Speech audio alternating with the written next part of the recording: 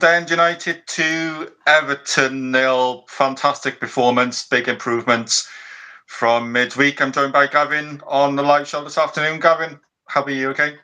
Yeah, good. Thanks. Fantastic result. Great week. And Casemiro's back after today. So Yep. Ericsson coming on as well. He had a standing ovation. It was yeah, great to see Ericsson back today. He's gonna be a massive boost for us especially from now to the end of the season. When you look at the games that we've got coming up as well. We still got some big games coming up, so I think we are going to need every single player available to us. I think the major concern was Rashford coming off. Yeah, I don't know if it's just a niggle, but hopefully, a couple of days rest, and Martial was back and he scored, so that's a bit of a bonus as well. Yeah, I thought Martial played. I thought Martial played really well this afternoon. Scott McTominay impressed me again today as well. I thought Scott McTominay played really well in midweek against Brentford. Yeah. First half, I think we were brilliant. Bruno played very well in that deep midfield role. Clean sheet. Again, which is what we want. I did say after losing to Newcastle, I said that we needed 2 wins this week, and we've gone and got them. So on to Thursday now, and then Forest then next Sunday, I think. Yeah, but it's just one game at a time, so we got to keep doing and just keep winning. Yeah, I watching the first half. We were dominant. We were so dominant in the first half. And when we won 1-0 up and Everton come up bright, Everton started a bit bright in the second half, and I thought, is this going to be one of those games where we score and we allow a team back into the game again? But I think that the team looked like they were playing as a togetherness again today. Over the last, I think before last week, I'm sure you agree. I think there was a bit of inconsistency in the team, which was a bit of a worry. Yeah, I think a bit of complacency might have crept back in, and I was worried about that because I spoke to you about it on WhatsApp and stuff. I said about a bit of complacency creeping back in, but they seem to have got their heads together, sorted themselves out, and we, as you said, the last 2 games has been a bit of togetherness, a bit of composure there. Just for me, it's we just seem to the first 20 minutes, Pickford was outstanding, and I thought it's going to be one of these games where we can't hit the barn door, and then they're going to nick a goal, or it's going to end up 0-0 or something. And as you said, when we won 1-0 up and just for half time, I think that goal kind of sort of not that Everton were in the game in the first half, but it kind of stunted them a little bit in the first half, and I think they must have gone in at half time and thought we could be 4 or 5 down, but we're only 1 down. So they came out in the second half and they tried to get back into the game, but they didn't really look like causing a threat. They just looked like one of those awkward teams that we play against. But Martial scored then and took his goal well, considering he's been out of the team. Ericsson come on and he looked neat and tidy, and he looked like we'd be missing. I noticed the first thing Ericsson done when he come on was he was looking for the forward pass all the time. Yeah, which is what we need. I thought Malacia done well in place of Luke Shaw. I thought Maguire played all right. He wasn't too, messy. He was quite neat and just done his job basically. But yeah, the first thing I liked about seeing Ericsson back was within a couple of minutes of being on the pitch, he was looking for that forward pass, and we'd be missing that. We've got Casemiro now to come back in the league, and just hope he doesn't get booked again or get sent off again. Because I think him and Ericsson, with the running that we got, we got 8 games left, I think, or 9 games left after this. yeah, we've got 9 games left in the league. Yeah, we've got a Europa League quarter final, which isn't going to be easy. We've got an FA Cup semi final against Brighton, which isn't going to be easy. But it's just consistency now and just keeping players fit and getting to the end of the season. Hopefully, then the club will be sold.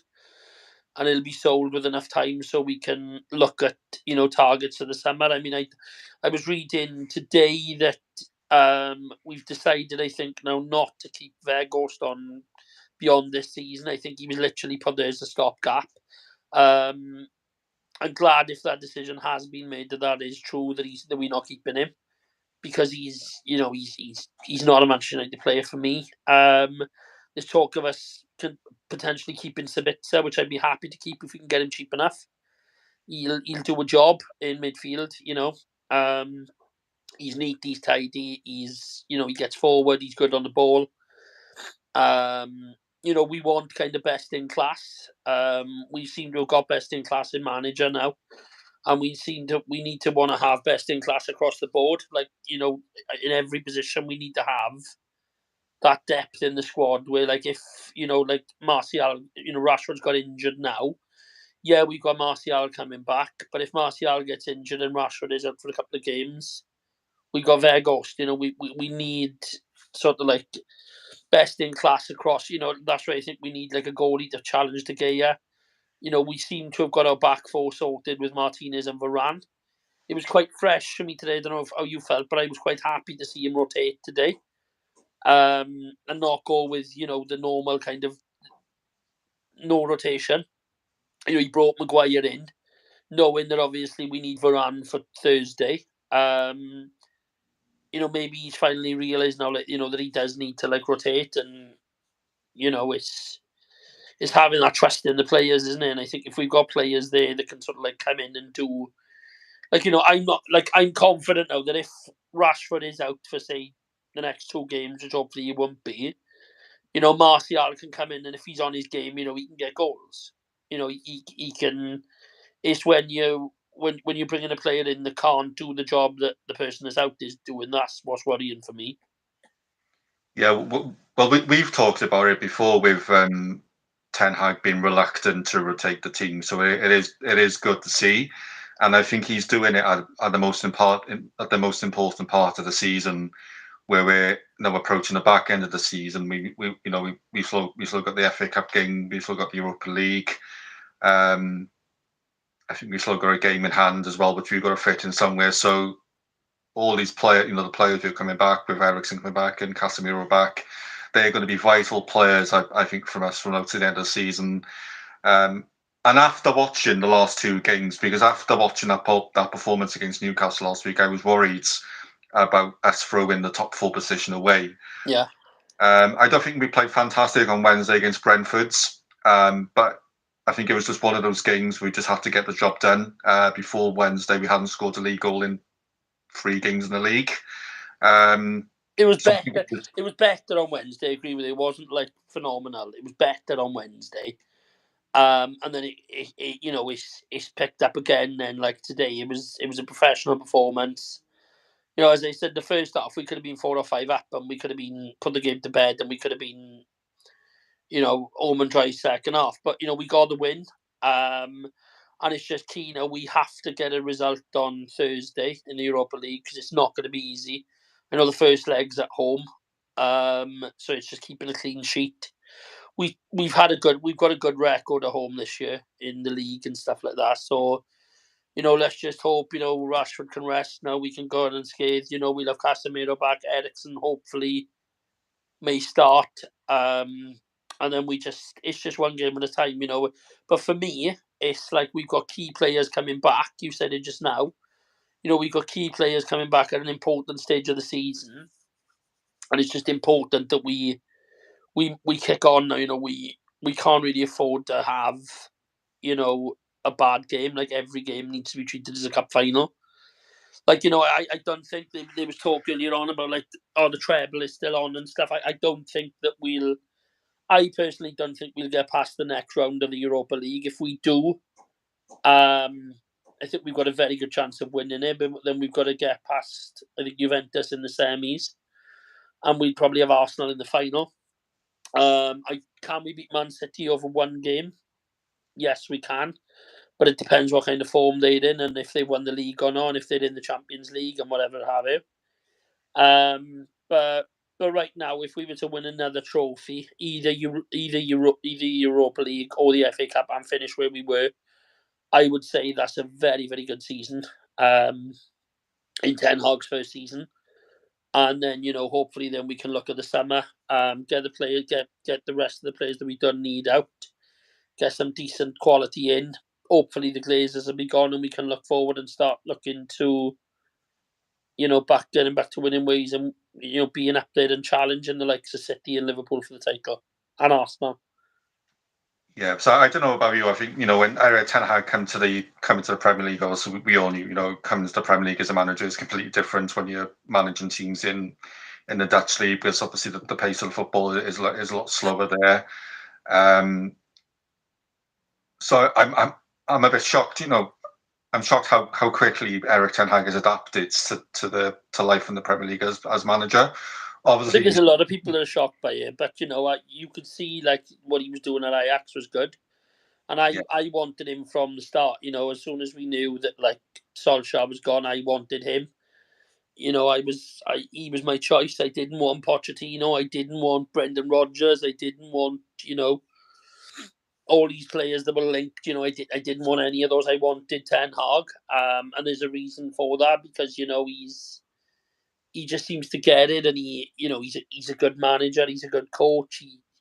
Look what he's done with Wan-Bissaka, for example. Wan-Bissaka he wasn't my favourite of the players when he was when we first signed him, and he's doing really well now. He just seems to get the but Martial, Rashford, he's got them all cooking on gas, and he's got them all performing and playing for the shirt, and wanting to win. yeah, and I think at the start of the season, all I wanted to see was improvement on last season and us to finish in top four. I think to get realistically, I think we need to be hitting that 70 point mark to be guaranteed top four football. Obviously, we're 6 points ahead of Spurs, who just gone 3 points ahead of Newcastle. I think they play Brentford a bit later on today, so I think hopefully Brentford can do us a favour. And I mean, have we got Forest then next Sunday in the league? Is it Forest we got? yeah, so we got Forest in the league. I think it's away next Sunday. That'd And be I think have we still got to play Spurs? yeah. So we still play Spurs. We've still got to play Chelsea. To be I totally think honest, I I'm think not awfully worried about those games because Chelsea have really struggled this season. yeah, And they got a new manager now, though, haven't they? But I think that if we can get to this, I think if we can get to the Spurs game and we there or thereabouts, and when we beat Spurs, I think top four is safe then. yeah, definitely. I think if we can beat Forest next Sunday, I can't remember who our game is after Forest, but I think apart from Chelsea, apart from Chelsea and Tottenham, you look at that fixture list, and a lot of people will be expecting United to finish in top. Would expect United to finish top four. Yeah, I I think agree with it. I think if we drop points on Wednesday and drop points today, then I think it would have been difficult for us to get top four. Because we know that Tottenham can perform well, and Newcastle as well. They can pick up points, but the fact that we just won out, we won our last two games. I'm now confident that we can finish top four. Before we go, obviously, I do want to get your opinion on this whole Glazer thing, because I've read so many stories about there's question marks over the Quater bids, and there's been stories saying Sir Jim Ratcliffe wants to buy United, but he's not going to be bullied into overpaying for the club. I think the fact that it's gone quiet is a good thing. I would expect that the Rain Group that are handling the sale now, the quietness that we are experiencing as fans at the moment is probably them going to the Glazers and saying, this is, the Qataris bid, this is Jim Radcliffe's bid, this is the other bid. I think that the Rain Group, if what I've read is true, that, the Qataris have offered, I think it was 5.8 billion. And they said that out of that, the Glazers are going to pay the debt. Yeah, I think if the Rain Group and the Glazers have got any sense of logic or any brain sense, if I was in the Rain Group, I'd be sitting down with the Glazers and I'd be saying, look, 18 years ago, you borrowed 600 million to buy this club. You still owe 530 million. There's, Qatari group are offering you 5 billion. You pay 500 million and you walk away with almost 5 billion in your pocket. You'd be a fool not to turn that down. So I think obviously it's not like you're going into you're going into a car dealership and you're buying a car. There's a lot of things that need ironing out. hopefully, the fact that it's quiet at the moment is a good sign, and that's just being, the finer things are being finalised out. And I would hope that by the end of this month, because it's going into May then and the end of the season, I would hope that by the end of this month, maybe next week, week after, we'd expect to hear some news. My only concern is that if the rating group kind of insist on like another round of bidding, the Qataris might just say, well, we've offered more than enough and we're not offering any more and we'll walk away.